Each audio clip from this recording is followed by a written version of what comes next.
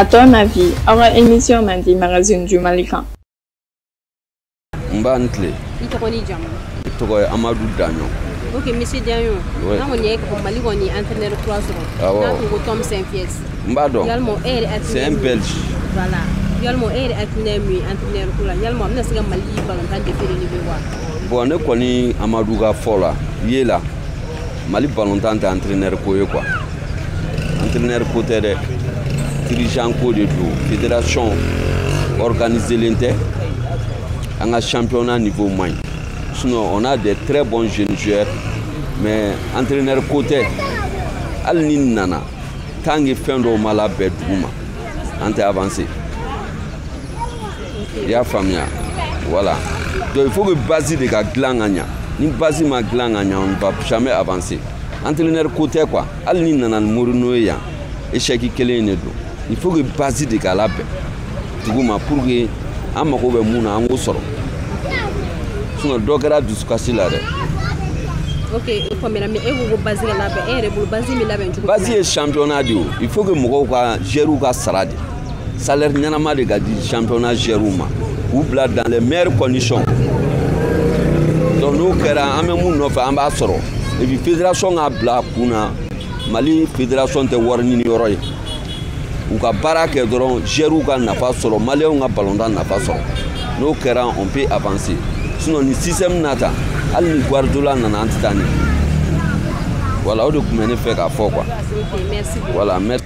Bon, tiens, la net c'est la fin fois la cause parce que né était entraîneur dans ta performance ou donc. Mais bon, on a gagné que les alagato à sega koboala quoi, à sega atteindre sinon en resegana. Sinon il y a pas mal mort revena mais il y a vacances voilà tellement en segana on a suka c'est trop. Sinon au cas d'un nasera kokala mais c'est nga douala tout sinon on a 10 minutes folo. Voilà, on est né agna. Ok, conseil du mené vous ka depuis Mali Valentin ou gela mbala sega portugal la. Gela warete Mali Valentin na ko ga tienga no mun kan yorom na wata yin. Na gara te se dan yere ba ya tanya. Odora ne bene bolo ga nya fu mun kan yorom na wata yin. Ouais, ça va. Tokoni jam. Le toko Boubacar Traoré.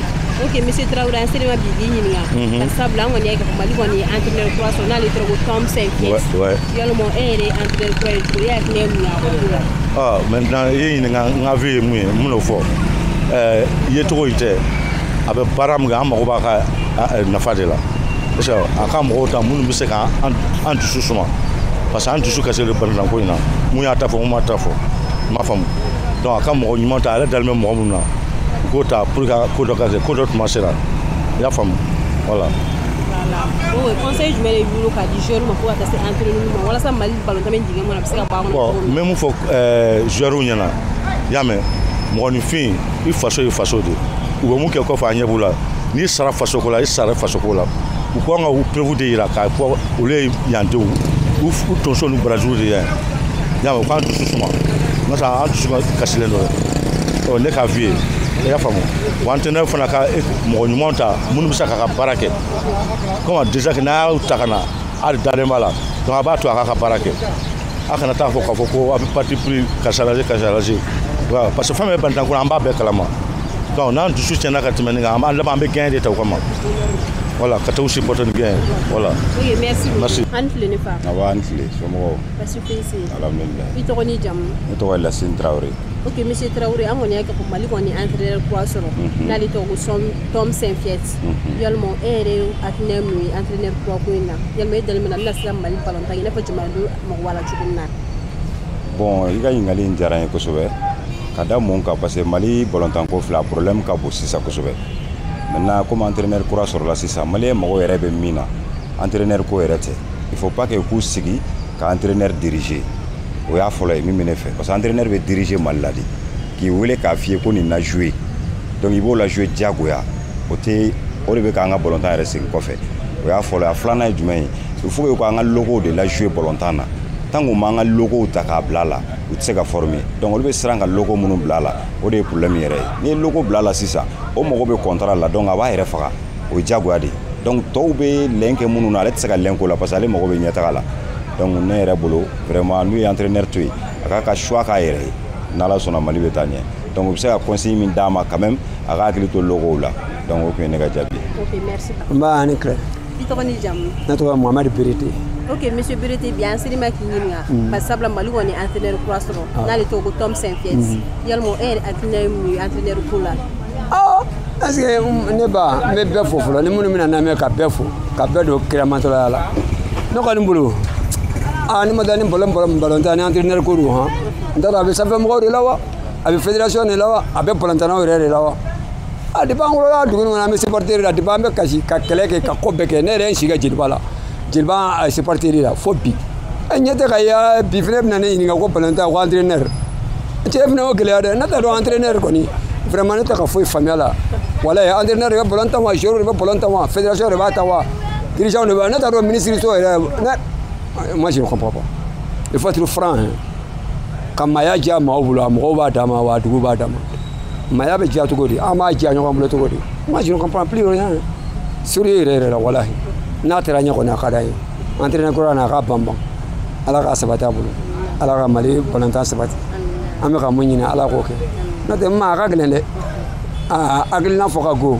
kuma dɔ n'i y'a fɔ dɔw bɛ dimi alors que dimi ko tɛ a fɔra de ko ka bɛɛ ɲininka hakilina t'a la a kɔni an sɛgɛnna an kɔni sɛgɛnna dɛ walahi nisɔndiya o nisɔndiya sɔndiya dan don i b'a fɔ k'i k'i yɛrɛ faga n'an tɛna yɛrɛ faga an tɛna yɛrɛ ta ou bien c'est la vérité entraîneur ko don wa u ka bɔ mun b'a la u k'a fɔ maliyɛnw ɲɛna vraiment nin de banna an se ka joueurs supporter an se k'u sago kɛ an se k'u ta a banna an ka entraîneur ko kuma na an k'o bɔ a la est-ce que tu vois i bɛ den don sa balontan na Bamakɔ yan bɛɛ a lajɛ maliyɛn bɛɛ b'a fɔ ko ala ka n den sɔn ala ka chance di yan a ka taa kɔfɛ dɛ o ma yan nɔ mun bɛ yan a se ka balo yan balontan na mun a tɛ fɛn sɔrɔ yan balontan na mun a tɛ hɛrɛ sɔrɔ ka so sɔrɔ a bɛ taa mun sɔrɔ yan fɛ an ka lajɛ dɛ ala tɛna jigin ka ko kɛ koyi n'i ka furu dan ka san k'a sɛnɛ k'a ɲɛ k'i da ko ni ala sɔnna ma ni ala sɔnna ma wala i tɛ fɛn sɔrɔ yen ala ka sabati ala ka ko ɲɛ.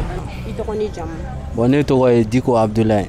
Ok monsieur Diko an ye k'a fɔ Mali kɔni ye sélectionneur kura sɔrɔ n'a tɔgɔ ko Tom Saint-Fiet yalima e yɛrɛ hakilina ye jumɛn a ka tali la? Bon ne hakilina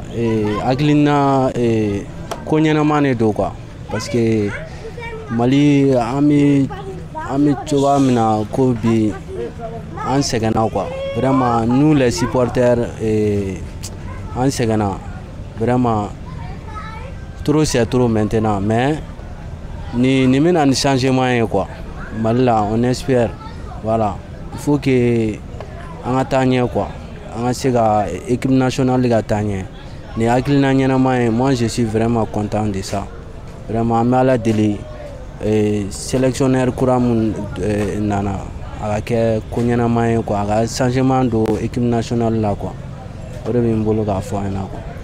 A tun bɛ Mali ka balinanko an bɛ waati min na sisan a ko bɛ cogo min na ka se ka dɔ f'o la. Voilà parce que Mali ye sélectionneur kura sɔrɔ. Maintenant Mali entraîneur kura min sɔrɔ o tɛ problème yɛrɛ ye o tɛ o tɛ ko ye ko min ni an b'a fɔ n ka ma accès o kan carrément mais joueurs yɛrɛ de ka ko man ɲi mais je te dis ka ballon mɔgɔ bɛ se ka ballon tan cogo di k'i tɛ i yɛrɛ non i t'i gɛlɛya dugu si joueur tɛ yen min ye su ye ka tɛmɛ Mali joueurs kan. I bɛ se balina na n'a dan n'o ma ballon bɛ taa min Messi bɛ se balina na mais ni Messi m'i gɛlɛya ballon bɛ taa min ballon tɛ taa o f'i k'i gɛlɛya de mais olu tɛ se k'u gɛlɛya k'a fɔ k'u b'a bɛɛ da entraîneur kan entraîneur tɛ o sinon an ka mɔgɔ bɛ an ka équipe nationale bɛ yɔrɔ min sisan hali l'entraîneur yɛrɛ tɛ yen olu kan ka se ka jouer ka gagner walayi tellement que balina ɲumanw don bon n'a fɔra ko entraîneur a bɛ ka o fɔ ka bɔ ko ta ko d'entraîneur ko i b'a fɔ ko n'a sɔrɔ n'entraîneur yɛrɛ de ma n'entraîneur yɛrɛ de ma changer du tout ko ballon tɛ taa o nkalon de n'i y'a lajɛ Mali joueurs bɛ cogo min sisan sur le plan mondial u man ka dɛsɛ ka gagner ko entraîneur ko jamais entraîneur b'u sɔrɔ a la de je ne sais pas si tu comprends entraîneur b'u sɔrɔ a la Côte d'Ivoire ma gagner entraîneur tun bɛ min bɔ entraîneur gagner wa Côte d'Ivoire ma gagner wa alors fɛn dɔw bɛ yen olu tɛ kɛ i n'a fɔ ni k'a fɔ ko mɔgɔ de bɛna o baara k'i nɔ la sa n'a ma ɲɛ k'a fɔ ko mɔgɔw ye u jigi de ka fɛnkɛ kɛ i yɛrɛ k'i yɛrɛ kɛ mɔgɔ ye dɔɔnin mais ka tila ka to k'o kɛ i n'a fɔ n'a sɔrɔ i kɔnɔma de don i se ka ballon tan k'o kɛ i b'a fɔ ko non est-ce que ne laban tɛ n ta in bila yan parce que plus i b'a fɔ plus i sɔn bɛ ja de plus i b'a fɔ plus i sɔn bɛ ja walayi entraîneur bon nin fana bɛna min kɛ an t'o dɔn an bɛ dugawu de kɛ ala ka nin kɛ ɲuman ye bon a fana garijɛgɛ ka diya parce que baara o baara ni garijɛgɛ ma diya a la a marché man di hali n'a sɔrɔ i ka so falen don diplôme na mais ni garijɛgɛ ma diya a la ça ne peut pas marcher ya baara kalan kɔfɛ chance de bɛ yen sisan n'i ye ko ɲɛɲini ka ɲɛdɔn o kɔfɛ sa chance de bɛ yen sisan ka se ka taa yɔrɔ jan mɔgɔ dɔw bɛ yen i b'a sɔrɔ u fɔrɔlen don kosɛbɛ mais chance ma k'u la ils n'ont pas eu la chance ka se ka baara bɛ baara la sɔrɔ pour ka se ka propulser mais par contre dɔw bɛ yen olu chance ka bon u bɔ n'u bolo ma fɛn fɛn na dɔrɔn u bɛ marcher hali i b'a sɔrɔ entraîneur min yɛrɛ bɛ yen minnu ma deli ka ballon yɛrɛ ta n'olu bɛ ka succès kɛ ka taa o de ka ca mais succès tɛ kɛ joueur kɔ dɛ je te dis n'i y'a mɛn entraîneur joueur don ni joueur ma sɔn entraîneur tɛ taa yɔrɔ si i b'a fɔ ko ne y'a f'i ye i yɛrɛ bɛ k'o seere ye n'Ala sɔnna. N b'a n tile. I tɔgɔ ni jamu. Ne tɔgɔ Amadu Kulubali. Ok monsieur Touré an kɔni y'a ye k'a fɔ Mali kɔni ye sélectionneur kura sɔrɔ n'a tɔgɔ ko Tom Saintfiet yalima e yɛrɛ hakilina ye mun ye entraîneur in ka ko la. Bon an bɛ dugawu de kɛ an ka ɛgili ye ka dugawu kɛ an ka jamana ye an bɛ ka ko min traverser fɔlɔ o bɛɛ kɔfɛ an bɛ dugawu kɛ ɛgili ye tuguni parce que ani ka dugawu kɛ entraîneur kura ye nin y'a ka baara daminɛ de ye donc an tɛ se ka caman fɔ a ma. Donc an bɛ dugawu de kɛ dɔrɔn c'est à dire ale ni équipe in u ka se ka ɲɔgɔn faamu parce que sélectionneur bɛ na kuma bɛɛ a bɛ taa kuma bɛɛ Mali de bɛ sélectionneur falen na donc an b'a ɲini nin ka kɛ tare zen. Ok e yɛrɛ dalimɛ yalima entraîneur bɛ se ka Mali lataga ɲɛ i n'a fɔ jamanadenw mago b'a la cogo min na wa. Entraîneur mana ɲɛ cogo o cogo c'est à dire équipe de don quoi entraîneur staffu ani ballontannaw ani jamanadenw yɛrɛ vraiment maliyɛnw kɔni olu engagélen don olu y'u ta kɛ. Mali mana ci cogo o cogo i b'a sɔrɔ jamanadenw bɛ bɔ u bɛ taa Mali supporter hali match min nata min n'o ye vendredi ne b'a dɔn maliyɛnw bɛ bɔ donc staffu n'o ye waridilaw ye ani fédération ani ministère yɛrɛ c'est à dire bɛɛ de jɔyɔrɔ bɛ équipe ko la quoi ani ballontannaw ta ye ballontan ye entraîneur ta ye joueur mun kan ka jouer k'olu la jouer donc anw ta ye supporter ye nin bɛɛ de bɛ fara ɲɔgɔn kan o de bɛ kɛ équipe ye donc an bɛ dugawu de kɛ dɔrɔn ballontannaw u k'u jɔ u jɔyɔrɔ la c'est à dire problème minnu tɛmɛna tɛ ballontanna ka problème ye ballontanna kɔni i kan k'i ka ballon de ta ni entraîneur ye danna da kɛ k'i si ye a ka ja jamana ko cɛ o tɛ maramana ko ye quoi donc an bɛ kuma joueur de fɛ yɛrɛ parce que entraîneur tɛ don ka jouer dɛ i bɛ équipe kolon di entraîneur ɲuman ma a b'a kɛ équipe ɲɛnama ye ni dusu b'a joueur kɔnɔ mais ni dusu tɛ joueur kɔnɔ a bɛɛ n'Ala cɛ entraîneur min ka ɲi ni diɲɛ entraîneur bɛɛ yɔrɔ Real de bɛ ka coupe bɛɛ ta i bɛ na ni Ancelotti ye a wala an tɛ gagner donc ko bɛɛ bɛ joueur de bolo. O de bɛ ne fɛ ka fɔ. Ok conseil jumɛn de b'i bolo ka di joueur ma walima o bɛ se ka yɛlɛma cogo min na.